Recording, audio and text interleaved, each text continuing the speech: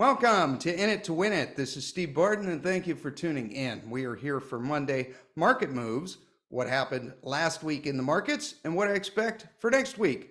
And thank you for allowing me to do work that I find meaningful. Thank you for giving me the most valuable commodity you have, your attention. I promise to do my very best to give you a return on it. And thank you also for everyone that was out at the Rural Symposium, came up and said hi. I was completely humbled. And it was really cool to meet you face to face. I'm already looking forward to next year. All righty, let's make some money, boys and girls, and let's go to the charts. Starting out as always with the S&P 500, hit new all-time highs, and again, why wouldn't we? Bearish reversal bar on Friday, though, would expect this to come back down to the 10 moving average at least, which would be around 55.60, 55.70. Possibly even the 20 moving average, just a little north of 5,500. The dollar is dropping, which is sending the commodities higher, coming up on a double bottom here, right around 104. It's down 0.75%, broke the 200 moving average support. Maybe it'll hit the 400 moving average here, which would be just north of 103. Bearish reversal bar here, and the technicals tell me it's going a little bit lower, but this double bottom is pretty compelling, which might be interesting for traders. And yields, Barbara says, still in the market, and I think the dollar milkshake theory is in place, but for now, the end game is coming. I agree, Barbara, and here is the 10-year yield minus the 2-year yield. Maybe this 200 moving average that we're calling for a while is going to play out. It is above the 200 moving average now, only about 0.25% away from the zero line here, where both the 10 and the 2 pay the same yield. Looking like the Fed is going to cut here pretty soon. And if we go to the CME tool, traders think the same. So in 2 weeks, they have a meeting. 94% think that they're going to pause and not cut rates, and then come September, this goes in line. Interviewed Naomi Prins, that interview will be coming up. She also thinks in September is looking like when they're going to cut, and so do 90% of traders think they're going to cut 25 basis points from there. So interesting. All right, 1 month treasury still paying north of 5%. Have your cash parked in here and just collect your 5%. Gold is up 1%, closed the week at 24.20. So this is pretty exciting. Are coming up on some resistance here, though. Two previous, see this double top right here. Is it going to be a triple top, or is it going to blow through? Time will tell, but we'll see. So basically, we're looking for like another 24.45 or so to see if we hit that or not. Time will tell. Looking bullish, looking like it is going to go higher for next week. Gold divided by the S&P 500, exactly the same ratio, 0.431. So it takes 0.431 shares of the S&P 500 to buy 1 ounce of gold. What's interesting is they both moved up this week, so they moved up at exactly the same clip. But do expect gold to outperform the S&P 500 in the coming months. And Judy says, absolutely love the show. I own many of the companies you discuss each week. Do you think precious metals will drop with the rest of the market when we go over the cliff? Yeah, I do. Let me go back to this last one here. I think that they could both get hit. And if that happens, I don't expect that this will kind of break this white line. I think they'll probably, it might even be moving up. If gold is going down, but the S&P 500 is going down faster, this chart will actually go up. So yeah, I think our gold and gold miners are going to get hit when this recession finally does hit. I just don't think they'll get hit as hard, and I think they will recover faster. So that's why I really like having at least 20% cash in those rolling 1 month treasuries so that we could take advantage of this if things get stupid cheap.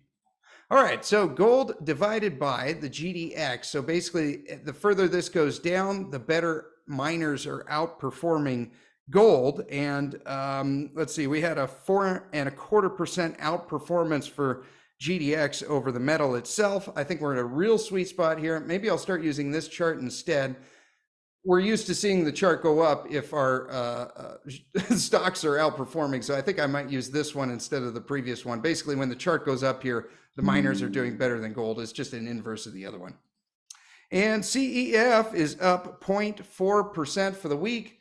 This little limit order seemed to have worked out quite well, although we are coming up on some resistance up here around 2350. So beware of that. I wouldn't be buying any of these ones here. We got a lot of high RSI and technicals. We want to wait for gold to correct back down to 2300 if it does so, and then that might be another entry point like it was here for CEF. GDX up 5.25% for the week. Still see support right around like 36 here, and resistance is pretty close to where we are now.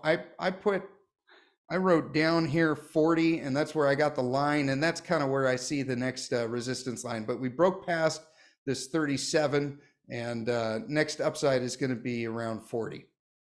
GDXJ also performing 5.5% up for the week. We broke through this little top right here, looking good on the charts. Absolutely amazing. Pretty high technicals though. I mean, the RSI is at 69. We don't want to be buying here. And it is hitting on quite a bit of resistance, but I think the next level of resistance is going to be around 49.50, around in that ballpark. Franco Nevada doing amazing, up 4.33%. So back here, we're saying like 115 was a good deal. That seems to have worked out. Touching on some resistance here though, might have a tiny bit more upside up to like 130, but that's only another 80 or 90 cents. So would kind of expect this to correct a little bit. Unless gold continues to go up and the dollar down, then that's not going to happen. Wheat and precious metals up 6.75%. So this is really exciting. We are up at new all-time highs here for wheat and precious metals. I'll go out to the weekly here, and you can see we hit new all-time highs right here. Pretty fantastic. You know, just buying these things when they're hated, and we will sell them when they're loved. They're not loved yet. They're simply tolerated. All right, and your Gold Royalty Corporation. This one's pretty exciting. Had the Rural Symposium, had a little uptick and a little bit increased volume right here. So we think there's still a lot more upside on this. We got an option on this one going out into October. I think it'll pay off. Is coming up on the 200 daily moving average though, so that'll be your resistance. Metalla Royalty up 4% for the week. Now we are above the 200 moving average, above the 50 moving average. That's really good. That is going to create kind of a baseline of support here around like $3. We're just a few cents north of that, but that is looking fantastic. EMX is up 1.5%. Said limit orders around 175 or so. I think by the time I said that though, it had already happened. But I think anywhere around this 200 moving average would be pretty good. So that's still around like 175 for a limit order entry.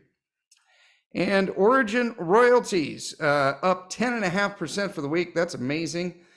Had an interview with Patty NIKL, the CEO. I don't know if that had anything to do with this, probably more so the Rural Symposium, but definitely check out our past interview with Patty NIKL. And that'll give you a much better baseline understanding. He and I talked for about 40 minutes about this company. Love it a lot. I think I'm going to entertain trimming some positions once this gets up around $1.20. And Barrick Gold. Moose says, instead of putting a stink bid in, why don't you sell puts at the level so you can generate some income? You know, that's a really good point, and something I probably could and should have done with Barrick, Newmont, and Agnico Eagle as we go through these. Basically, what you're doing is you're selling puts like at these levels. So let's say I wanted to buy it at $14 and it's up here at 16.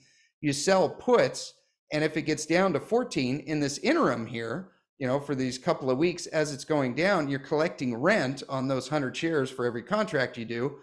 And then if it does get down to the level you want, you're put to the stock and you're forced to buy it. So that's a really good point. Probably something I should have done. That's exactly what Rick was doing with Newmont at this time. So he collected much higher rent on the puts than I did. I was simply collecting 5.25% through treasuries, and he was collecting, you know, north of that. So probably a sound strategy there, Moose, and something I should pay attention to. All right, Barrick Gold is up 6% for the week. We had the limit orders in back here for 625. Those are paying off handsomely. What is that return so far? Like, let's just say you were trading that and you got it in at 625. You're up 14, 15%. That's pretty good. An option on that would have been really nice. But as far as entry points, I don't see anything here. Technicals are super stretched. I'd still be looking at around that 200 moving average, maybe around 1650. Coming up on a lot of resistance. We got gaps all over the place here. You know, gold goes up, none of this matters. These will go up even more. But if gold corrects, if the dollar goes up, then these are going to head back down and create some entry points. Newmont. See, yeah, look at that. Had I been selling puts like Rick was doing right here, that's a lot better than 5.25% per year. Okay, Newmont is up 6.75%. Last week I said the resistance was now, which was right around this, 44.50 or so. Blew through that. Next resistance is going to be around $50, which is right around there. Okay, so might have a tiny bit more upside, but don't want to be purchasing any of these things when the technicals are so far stretched. Agnico Eagle, our little darling, or I should say our major darling, it's one of the majors, up 5.33%. Support I still see as 64 to 65. Resistance is now, since it shot up past there, I would say resistance is now closer to like $80. But again, technicals are super stretched. But I hope that means nothing. I hope it just keeps going. B2 Gold up 8.5% for the week. Touching on some resistance up here, but we blew through this 200 moving average. That's looking fantastic. Technicals are, again, really stretched on this. RSI is 71 in the daily, but looking really good being above that 200 moving average. G Mining Ventures up 7.25%. The limit order down here for 125 didn't hit, but that's okay. When we're talking about this for, $1.55 forever, hopefully you got in there or you got back in the rural boot camp.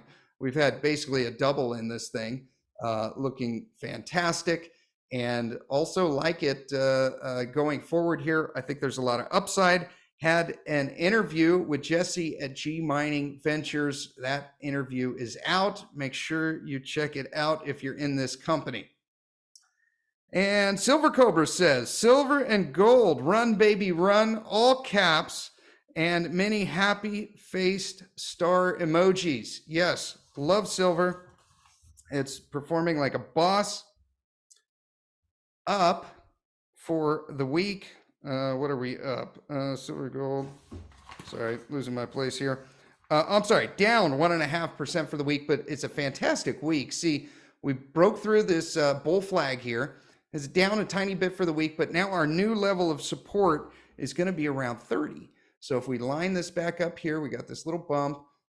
Yeah, I think that lines up pretty nicely with the 20 and the 50 moving average. That's going to be our new support here for silver. We don't want to see it break below 30 if we're bullish on this, which we are. All righty. And Web Tectonic, thank you for the donation. And thank you everyone for all the comments. This is how we can learn together. There's way more comments and questions on companies than I could possibly handle. If you'd like to see your company, there's a donation link in the notes below. I found I was spending so much time looking up these companies, the show and my family life was really suffering. And that's a way that I can kind of filter through all the company questions. So put your company comments in down below, and I appreciate the donations. Thank you to all who have donated. You get some quick fundamentals on the company, and I'll pull up the charts and give you ideas of when I would enter or not. All right, and gold to silver ratio is up a little bit, 77.6. Last week it was 75 to 1. So silver is still way cheaper than gold. SILJ. Now this one's pretty exciting. We are, let's see, what are we? Up 7% for the week, which is interesting because silver is actually down. But possible cup pattern right here. I mean, there is just enough time on it. If the handle plays out takes about 2 weeks or so to play out, then this could be a legitimate cup and handle here. Basically want to see SILJ come down, but not further than the 38% retracement. And then that would be a nice little cup and handle that you might be able to do a trade on. But technicals are super stretched here. RSI 68. Pan American Silver up 10.33%. So our target upside on this is going to be about 28, and that's just from this cup and handle right here that's already starting to play out. Just looking fantastic for Pan American Silver. SILV, Silvercrest Metals, is up 10% for the week. Again, just looking awesome. Love this company a lot. No debt. They're just printing money by pulling silver out of the ground at low all-in sustaining costs. Copper, paging Dr. Copper, down 1.25%. Hit a high up here of 520 and then came back down to like 430. And what's interesting here, we got a little bit of a retracement. I'm going to bring up the 30 minutes so it's easier to see. And then I'll bring the chart like this. Okay, so we retrace from the bottom here up to the top. And we'll put this right there. And see how it hit perfectly right here in this 61.8% retracement and then shot up. Would like to see copper come back down for a double bottom, and then that might create some opportunities here in COPX and COPJ. But let's see, support. Yeah, we don't want to see it drop below this 425. COPX is flat for the week. Interesting because copper is down, but don't see any entries here. Technicals are pretty, not quite stretched yet, but they're up there. We don't want to be betting when RSI is 57. We'd like to see this come back down for a double bottom, just like copper itself. Same thing with COPJ. I think limit orders for 21 and then 1950 are prudent. Like that one a lot. This one is up 1.5% for the week. Arizona Metals. We had a interesting, Peter Granich sent out a tweet, and basically we're going to go here, and this was from Bloomberg. So listen in for some quick comments here on Arizona Metals. Actually made the news.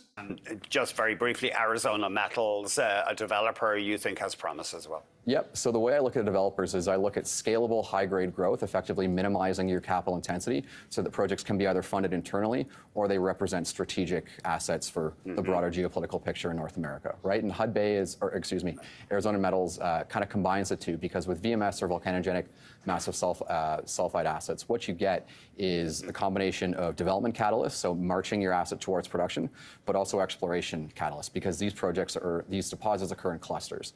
So Arizona's project is the K project. It's about 20 million tons or so as of right now. On private land, which makes it simpler. There we go. All right. Well, kind of cool. I've never heard Arizona Metals on the news before, so that was encouraging. All right. And Munduro. This one's exciting. Up 20%, 20.5% for the week. Our limit order down here for 13 cents was apparently a pipe dream. Got this one back at the Rural Boot Camp, up about 50% from that point. We interviewed Teo Deshev. That interview will be coming out, so stay tuned for that. I'm going to try to get these interviews out as quick as I can, hopefully one every day or every 2 days. And I've got about 6 or 8 of them in the bank. But yeah, this one's looking fantastic. Remember, this market cap is only about 16 or 18 million. So limit orders only. And yeah, but really looking forward to this. If you think that copper is going to do well, this is a very, very, very leveraged bet on copper itself. Uranium. Okay, so when uranium came back down, had a double bottom here around 82. And then for the week, it is up 45 cents, which I think is about 0.5%. Sprott Physical Uranium Trust looking great, up 4% for the week. 65.5 million pounds of uranium that is unavailable to the utilities. We've got trading at a discount of 3.33%. So I believe last week you could get $21 worth of uranium and it only cost you $19. This week you can get the same $21 worth of uranium, but it cost you $20.50. So you would have made $1.50 in real uranium. If we placed it last week, I don't see any bets here. I want to see this get down to like -12, which in the long term, it inevitably will.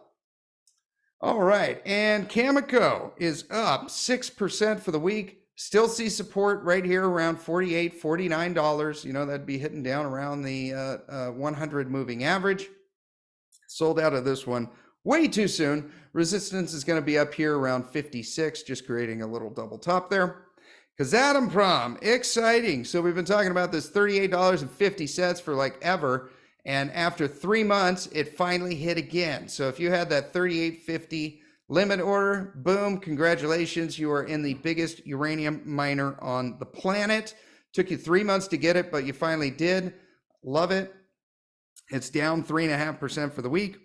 URA is up 5% for the week. So hitting on this support right on the 200 moving average. I think anywhere around $30 is a great deal for this. Close the week at 31.18. Support is going to be around 28. I wrote 28.50, but I think now we're moving up to like 29.25 is probably where I would put the limit order. And yeah, just try to hit that 200 moving average again. And Stan says, are you taking profits along the way up? If yes, can you show us examples of when you did? Thank you. Happy to learn. Alrighty, Stan, here's the best example I could come up with. This is URNM. So we started buying this back in 2021, basically just buying these pullbacks. You know, when you zoom out on this, it's a little bit easier to see.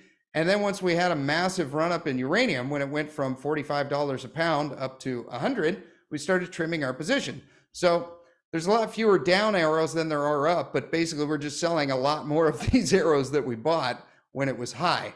Next sell order that we got is going to be around here, around $59. Once it comes up for a double top up here, maybe it'll blow through that and I'll have egg on my face. But I think, you know, this is how you get some cash to put into the next wave or whatever that's going to be. Maybe it's natural gas, right? But like some buys right down here around $50, 49, somewhere around there if you're just getting started in uranium. And this one is up 4.5% for the week. So if you had a $50 limit order in there, it hit, closed the week at 52.23. As far as support, still see it, 49.50. Resistance is going to be up here around 58.59.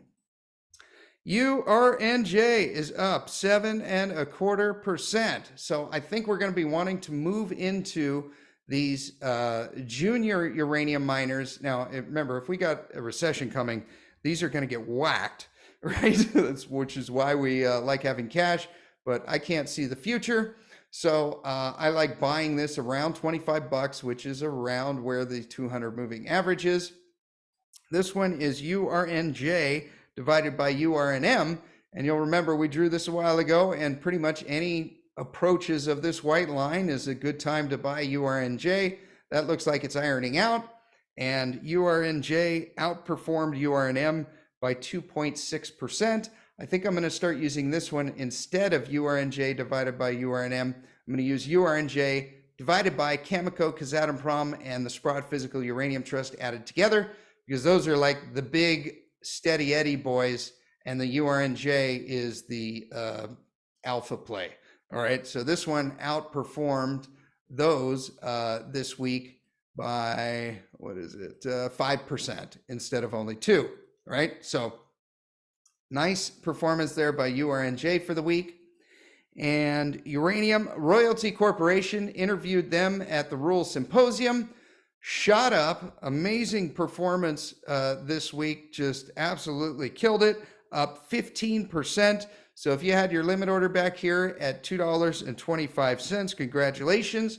Had our interview with Scott Melby for this one, and Uranium Energy Corporation. Be sure to check that out in our past interviews. And UUUU Energy Fuels also up 12% for the week. 550 was kind of our limit order. Doesn't look like that hit, and probably won't for some time. Next level of resistance is going to be up here around $7 or so. Yeah, okay, I think we're going to have to move our support up here to around $6. Uranium Energy Corporation up 12.5% for the week. We had limit orders back in here for like 550. did not hit last week, shot above the 200, the 100 and the 50 moving average, and bullish bar on Friday. So looking pretty good. Not necessarily increased volume, although a slight bit. So we'll see. Looking pretty bullish, but high technicals I wouldn't be buying here. And SMR, oh my God, this is just absolutely killing it, up 25.5% for the week. So we're saying last week, you know, if you were up and you bought it down here around $4, someone said in the comments last week, they basically bought it down here at $4. Well done. You've had an amazing run here. You know, this is a fantastic time to move past the point of concern because you're up 300% in just a couple months. So good on you. It is coming on some technical resistance here, and see, it's not a coincidence that it shot up on Friday to the previous high and then came back down a little bit. So it's got to break through that wall right there. It's never been higher than that. And crude oil down 1% for the week. Let me zoom in here. There we go. Okay, so see some support for crude oil around 79.25, somewhere around there. That's right where the 200 and the 50 moving average are.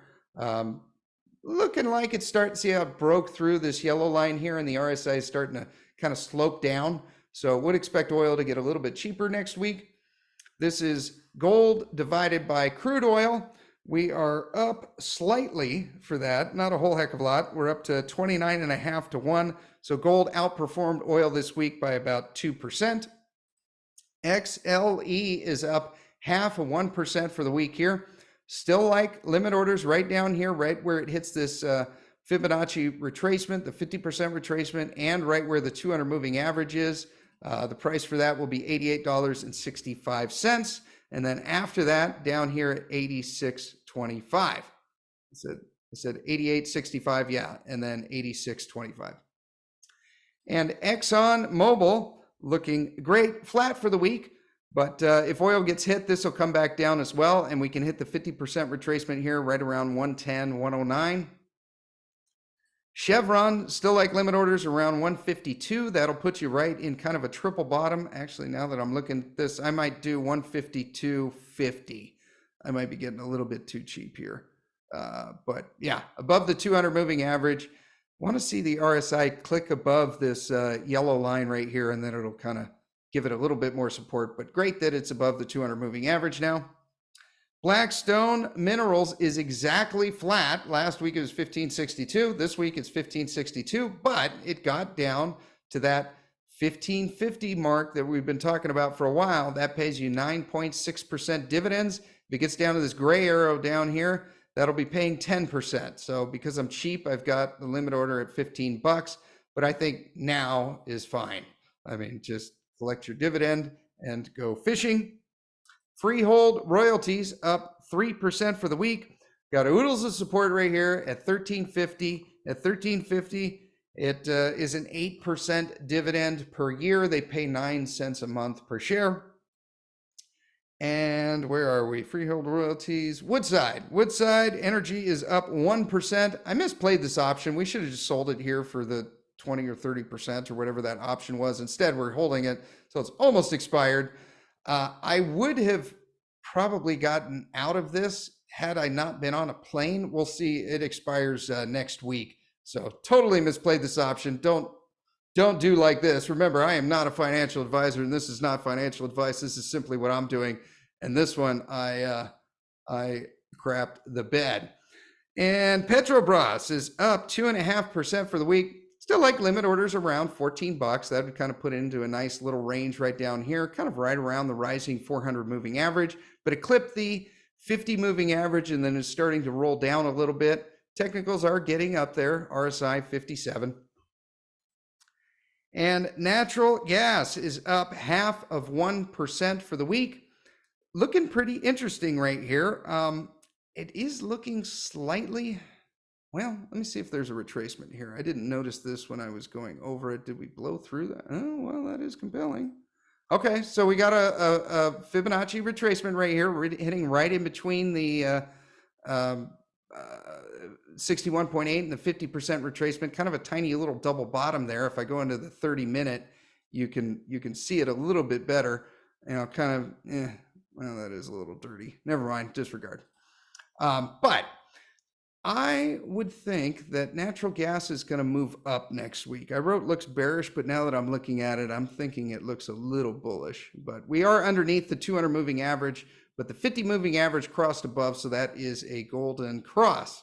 Now, Devon, this one I'm excited about. So here's the fib retracement on Devon, hit at the 61.8. It's a little dirty because it got down below it, but we are right around the 200 moving average.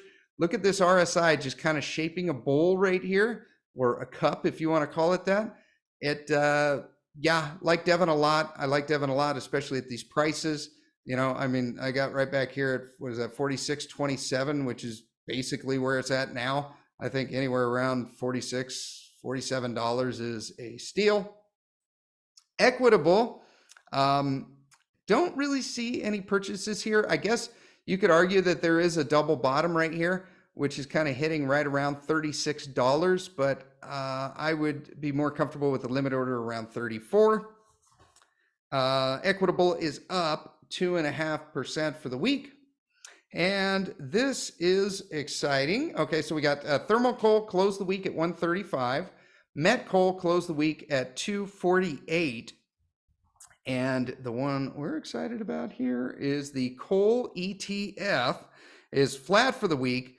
But if we go to the coal ETF global range website, we can see that the net assets are up from last week. They were at 10.5 million assets under management. Now we're at 11, we'll call it 11.2 million under assets. Outstanding shares 440,000. Looking great. Looking fantastic, actually. Yeah, I think right now we pretty much got whatever we got. Maybe we get a sell-off here and it comes back down to like the 2350 level. That might be like one last entry point. Glencore, flat for the week. 1125, 200-day moving average. Yeah, so basically I like a buy down here, like 1125. Don't know if it'll get there, but that would essentially be like a, I mean, if you count this gap up, that's 1, 2, we'll call that 1, 3, and 4. And then if it were to come back down here and touch this 200 moving average, I think that would be a no-brainer. And AMR up 4% for the week. If you want to know what all these boxes are and percentages, go to last week's Monday market moves, and I explain all these and why I think that AMR is going to perform fantastic over the next, we'll call it 3 to 6 months. Shot above the 200 moving average. It's above the 50 moving average now. This is looking really good. We just want to see the 50 climb above the 200 right now, and I think that will happen in due time. Warrior Met Coal down 0.5% for the week. I still see support right here around $60. That puts you right on the 200 moving average there. Yeah, I like that level a lot. BTU Peabody closed the week at just shy of $23 a share.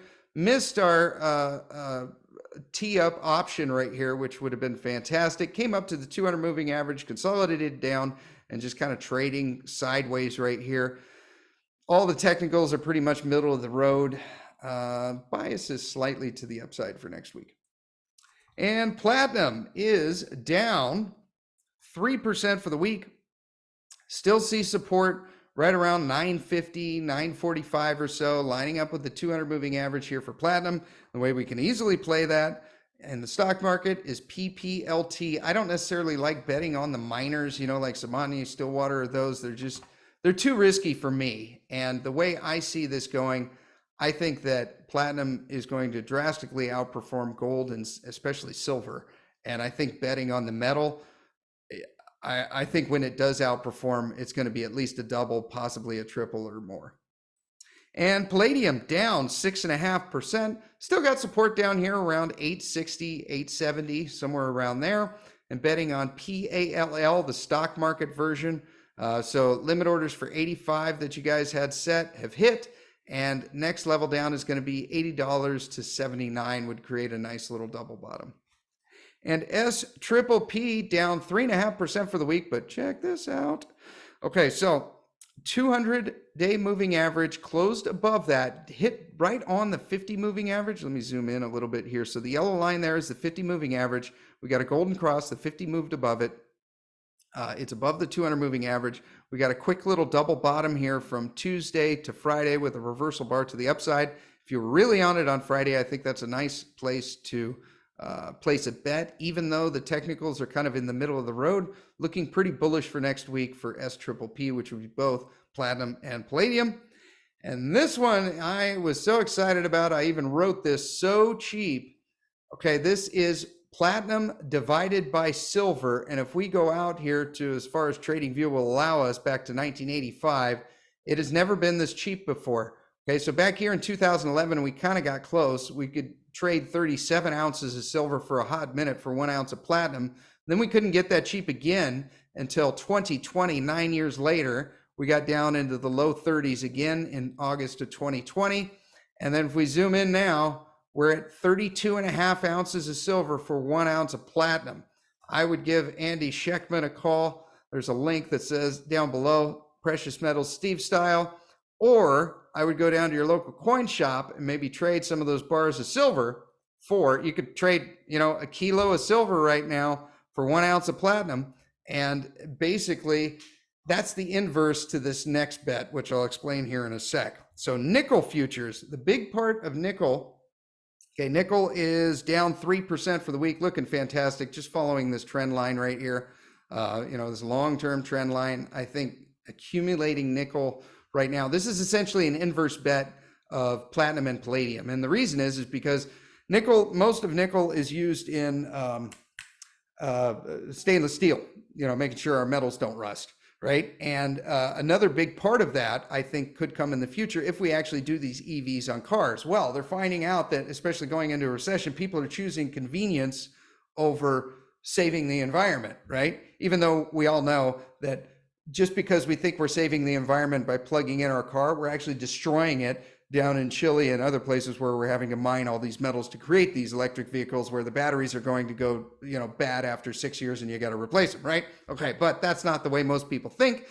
So they think they're saving the earth by using electric cars, but convenience is winning out. So if we're going to be doing more catalytic converters, and especially with these new regulations of, making cleaner cars and making gasoline engines go further miles per gallon, that's the bet for platinum and palladium. If you want to bet on electric vehicles, nickel's a nice, I think it's almost like a hedge to that. So you could play NIKL, the Sprott Nickel Miners ETF, a bunch of nickel miners in an ETF here.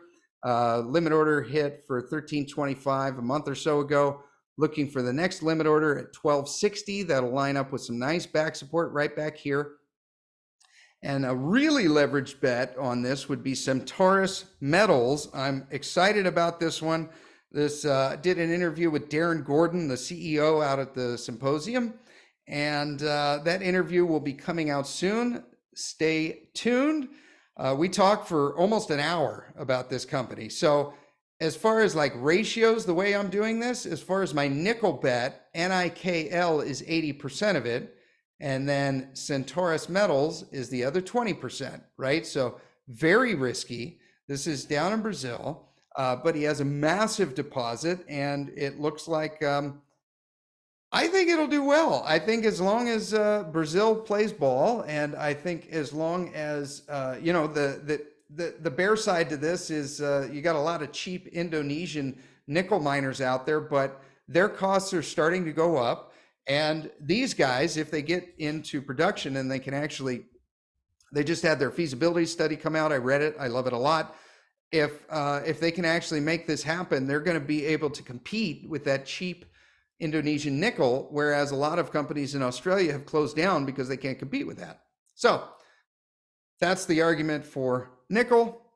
And iron ore down 1.5% for the week. Closed at 109.50, and feedback is asking if I follow steel. I don't really follow steel other than following met coal, which is essentially what is required to make steel.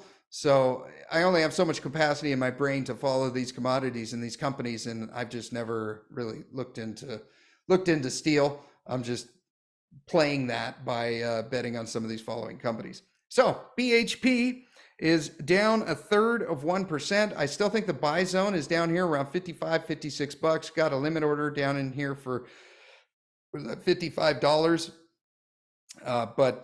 Yeah, love this company a lot. Great dividends, not as good as they used to be, but I think they're still going to be very, very good. Rio Tinto is up 1 1/3%. So we circled this down here for anyone that wanted a piece of Rio Tinto. Look at this kind of cup forming right here in the RSI. I don't see any buys right now. I think the buy zone was a couple weeks ago when we drew the circle. But up above the 200 moving average, which is fantastic. Hit the 50 moving average and came back down. But yeah, I like buys somewhere around here, like 65. I think we're going to get hit by a recession, and I think it'll be pretty soon. And then I think these limit orders that I put back here for 60 and 58.50 will probably hit. The risk is that was a great buy right there, and I missed it, and that never happens. And cocoa is up 6% for the week, and coffee is up 9% for the week, which I thought would be terrible for Nestle, but Nestle is actually up 2% for the week. So as these commodities, I think, get cheaper, Nestle's profits will go up because what they require to make their chocolate bars and coffee, the price of that goes down, which increases their profits. I think this will be a little bit more of a long-term bet. They pay a 2% dividend, which is cool. And Bitcoin fell down out of the box here and then shot back up. We're recording on Saturday afternoon, the 13th. And so it closed at, what is it? Well, it's not closing, but it's at 59,370. Hitting right on the 200 moving average there. So maybe it will go up, but that might have been a nice trading opportunity there if you're trading Bitcoin.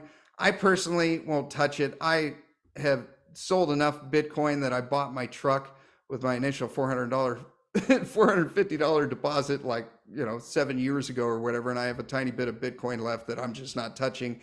And on top of that, I should say that it's stored on a ledger. I would not recommend buying Bitcoin on some ETF or something. I would recommend buying it straight up itself. Alrighty, well, I hope you guys got something out of that. Support the show and make sure you share this with anyone that you think needs to hear it. If you're new to investing and you want to know where to start, I highly recommend this book. There's a link down in the comments below. Stay tuned for upcoming interviews. There's going to be a lot of them on a lot of the companies that we mentioned here from the symposium. We have Rick Rule's boot camp coming up, and I will be interviewing Rick here next week. And also I will be on the Rule Classroom with Albert and Rick, and filtering through your guys' questions. So make sure, if you're not part of the classroom, there's a link down below for it. Go there, submit your questions for the next Q&A. I look forward to seeing you there.